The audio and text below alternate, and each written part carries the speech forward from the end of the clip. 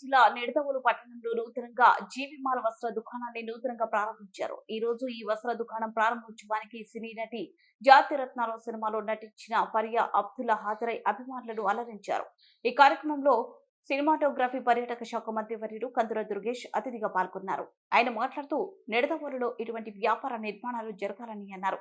నూతనంగా ప్రారంభమైన ఈ వస్త్ర దుకాణంలోనే రేట్లు కొనుగోలుదారులని ఆకట్టుకునే విధంగా యాజమాన్యం ప్రణాళిక సిద్ధం చేయడంతో నిడదవోలు పట్టణ చుట్టుప్రక్కల ప్రజలతో నూతనంగా ప్రారంభమైన వస్త్ర దుకాణం కలకలలాడింది.